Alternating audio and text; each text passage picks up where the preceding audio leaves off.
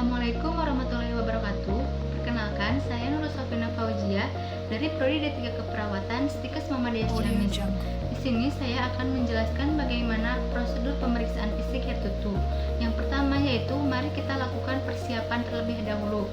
Yang pertama yaitu persiapan alat, seperti mempersiapkan alat meteran, stetoskop, termometer, tensimeter, refleks hammer, garpu tala, dan buku catatan perawat dan senter. Yang kedua yaitu persiapan lingkungan. Pastikan lingkungan klien dalam keadaan nyaman dan tenang. Dan untuk menjaga privasi klien, kita harus menutup tirai atau tampilan yang ada di ruangan. Yang ketiga yaitu bantu persiapan klien, seperti mengganti pakaian periksa klien bila ada di ruangan. Yang selanjutnya yaitu prosedur pemeriksaan fisik. Yang pertama yaitu sebelum kita melakukan pemeriksaan fisik, kita wajib melakukan 6 langkah cuci tangan. Yang selanjutnya yaitu jelaskan prosedur pelaksanaannya bagaimana. Yang ketiga yaitu lakukan pemeriksaan pada anggota badan yang terjauh dari kita. Yang selanjutnya yaitu kita harus melakukan pemeriksaan umum terlebih dahulu, seperti keadaan mental dan nutrisinya. Lalu kita akan bahas tentang pemeriksaan fisik yang lebih detail lagi, seperti pemeriksaan fisik bagian kepala, wajah, mata, telinga, mulut, dan leher. Untuk pemeriksaan kepala, yaitu kita melakukan pemeriksaan itu dengan tujuan untuk mengetahui bagaimana bentuk dan fungsi kepala, dan untuk juga mengetahui adanya kelainan atau tidak pada daerah kepala. Dan persiapan alatnya pun seperti lampu dan sarung tangan. Prosedur pelaksanaannya yaitu inspeksi dengan cara dilihat ukuran lingkaran kepala, bentuk, kesimetrisan, ada lesi atau tidaknya. Selanjutnya yaitu prosedur pelaksanaan palpasi, adanya pembekukan atau benjol pada bagian rambut atau tidak. Yang selanjutnya yaitu pemeriksaan wajah, dilakukan dengan prosedur pelaksanaan inspeksi, yaitu dengan cara melihat warna kulit, pigmentasi, bentuk, dan kesimetrisan. Normalnya yaitu warna sama dengan bagian tubuh lain, artinya harus merata dengan di sisi tubuh yang lain. Dan untuk palpasi yaitu kita lakukan sentuhan adanya nyeri tekan pada dahi atau udim, pada pipi atau rahang, itu untuk menentukan itu adanya nyeri pada dahi atau pipi.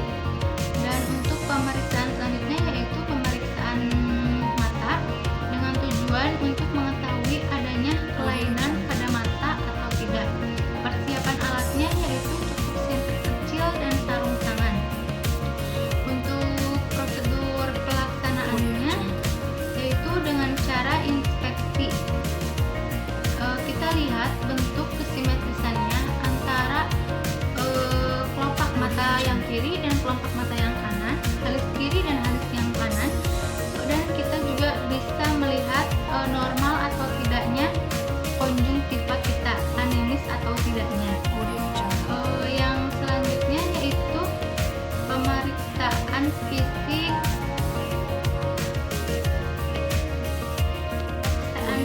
pada telinga ya, dengan tujuan untuk mengetahui keadaan telinga luar, saluran telinga, gendang telinga, dan termasuk juga fungsi pendengaran.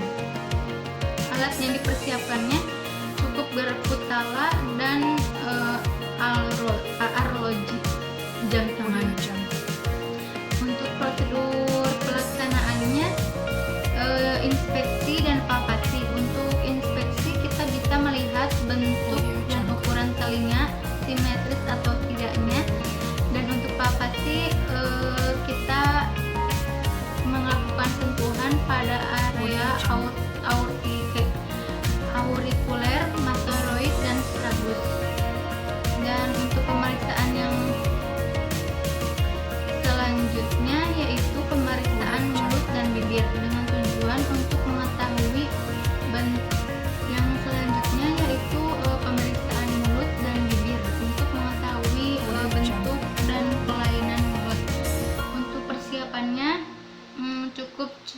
tutup lidah, sarung tangan, dan kasa.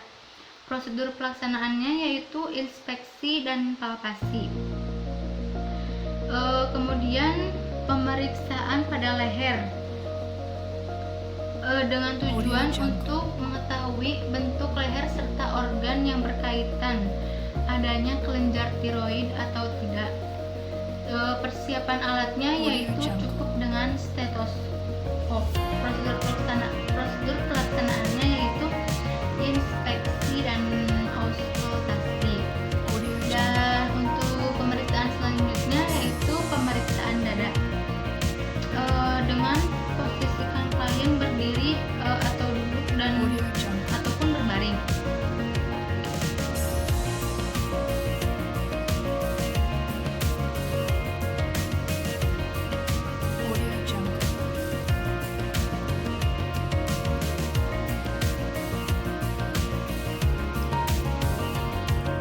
Dan untuk pemeriksaan dada sendiri yaitu kita dilakukan dengan pemeriksaan sistem pernapasan untuk mengetahui frekuensi dan sifat pernapasan. Persiapan alatnya yaitu stetoskop dan pensil penada. Prosedur pelaksanaannya yaitu dengan cara inspeksi dan palpasi. Untuk inspeksi yaitu kesimetrisannya, untuk palpasi pergerakan dadanya, dan perkusi untuk membandingkan antara sisi jantung yang satu dengan yang lainnya sama atau tidak. Dan untuk auskultasi kita untuk mendengarkan suara napas pada paru dengan menggunakan stetoskop. Yaitu selanjutnya dengan sistem kardiovaskuler. Persiapan alatnya yaitu dengan stetoskop dan chamber kecil. Prosedur pelaksanaannya ada inspeksi dan palpasi. Untuk palpasi yaitu denyutannya yang normal itu teraba. Dan untuk perkusi yaitu ukuran dan bentuk jantungnya, pengembangan jantungnya itu sama. Dan untuk auskultasi yaitu bunyi jantungnya terdengar. Dan selanjutnya yaitu pemeriksaan abdomen.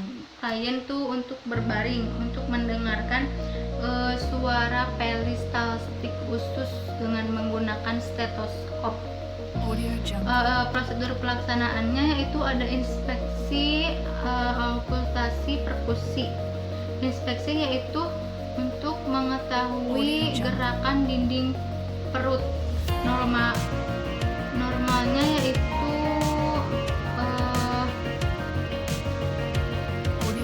simetristika warna dengan warna kulit lain. Auskultasinya suara peristaltik atau ginseng ususnya sekitar 5-20 kali per detik. Dan untuk perkusinya mulai dari kuadran atas dan bergerak sejarah jarum jam. Dan untuk palpasi yang normal yaitu tidak ada benjolan dan tidak ada nyeri tekan dan massa penumpukan cairan. Dan untuk pemeriksaan ekstremitas atas seperti bahu siku yaitu untuk memperoleh data-data tentang otot. Dan untuk pemeriksaan bawah seperti panggul, lutut, pergelangan kaki, dan telapak tangan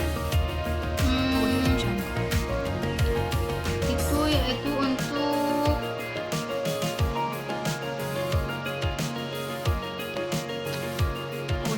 mengetahui simetris dan pergerakan. Normalnya yaitu romnya aktif dan kekuatan ototnya itu penuh. Dan selanjutnya yaitu pemeriksaan fisik genitalia, yaitu kalau wanita itu litotomi, kalau pria itu berdiri posisi kliennya. Dan tujuannya yaitu untuk melihat dan mengetahui organ-organ yang termasuk dalam genitalia. Pemeriksaan genitalia yaitu untuk mengetahui adanya abnormalitas pada genitalia atau tidak. dan alatnya pun berupa lampu, sarung tangan. Seperti itu untuk pemeriksaan genitalianya. Mungkin cukup sekian pemaparan bagaimana prosedur pemeriksaan fisik head to toe dari saya. Kurang lebihnya mohon maaf. Wassalamualaikum warahmatullahi wabarakatuh.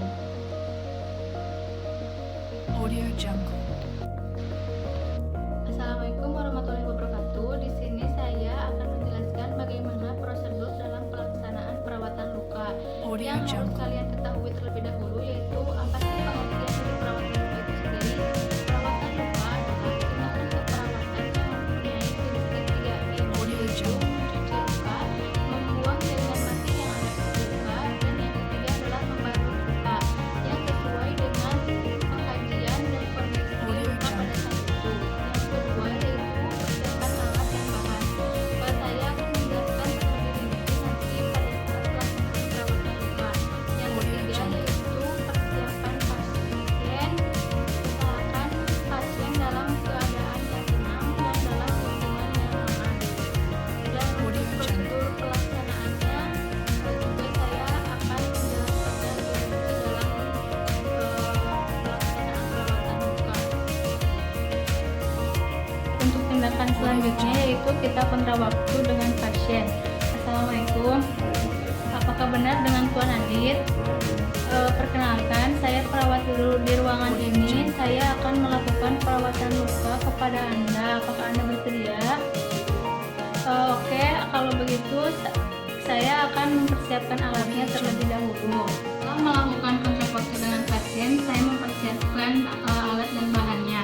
Di sini ada berikut alat-alatnya, yaitu ada Nirbecken, ada gunting plester, ada NaCl, ada pinset anatomis dan sirus gis steril, ada betadine, dan ada kasa steril dan juga handscoon steril. Oke, kemudian kita ke ruangan pasien untuk memastikan pasien sudah siap atau belum untuk dilakukan pelaksanaan perawatan luka. Selamat siang, Pak. Saya perawat yang tadi kesini. Apakah Bapak siap untuk dilakukan perawatan luka? Setelah pasien siap, diusahakan kita tutup sampiran untuk mencegah privasi pasien. Setelah itu kita melakukan pemasangan handscoon bersih untuk membuka balutan pada luka. Handscoon yang digunakan yaitu handscoon bersih.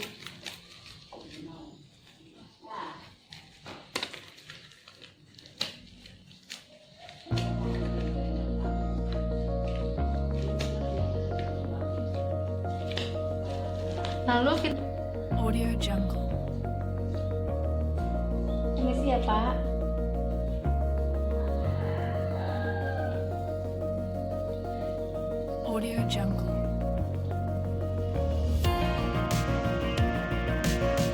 Dekatkan bengkok.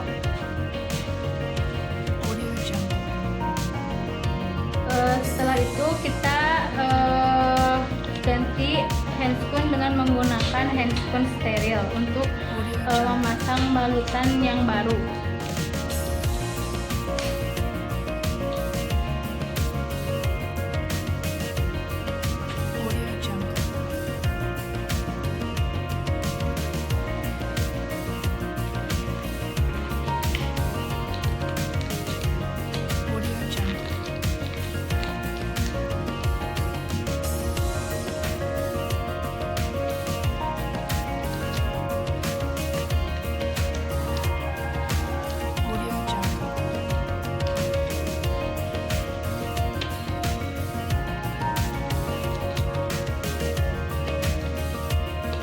Setelah itu kita buka bak instrumen steril dan mengambil pinset anatomis dan chirurgisnya.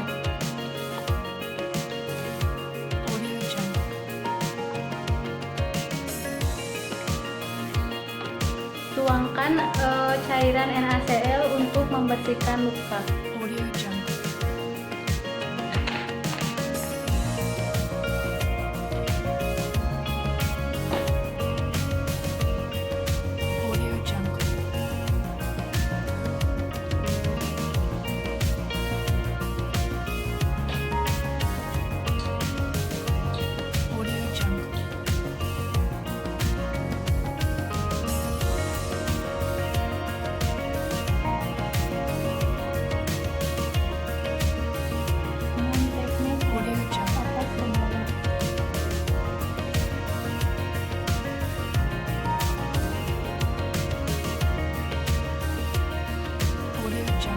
Setelah dibersihkan, mari kita buka dan ganti balutan dengan balutan yang baru.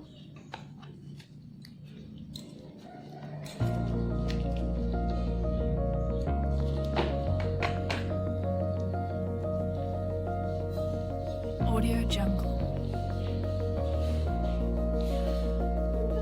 Dan kasa steril kita tambahkan betadine Audio Jungle. untuk sebagai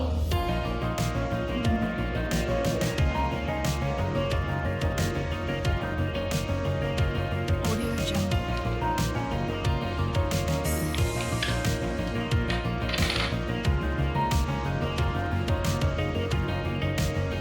Audio Jungle.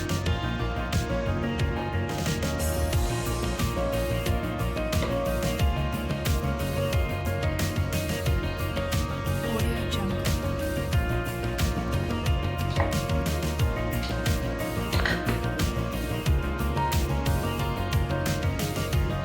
Audio Jungle.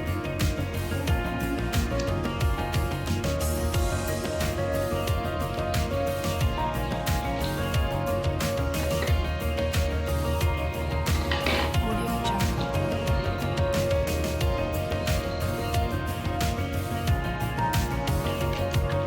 kita bereskan alatnya terlebih dahulu.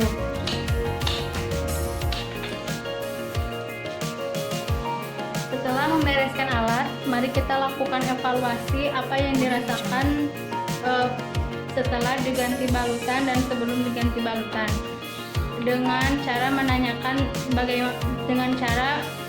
bagaimana respon klien terhadap tindakan kita, dan pendokumentasian seperti tanggal, nama perawat, para perawat, dan Audio Jungle. diagnosa medis. Cukup sekian pelaksanaan perawatan luka yang saya laksanakan, kurang lebihnya mohon dimaafkan.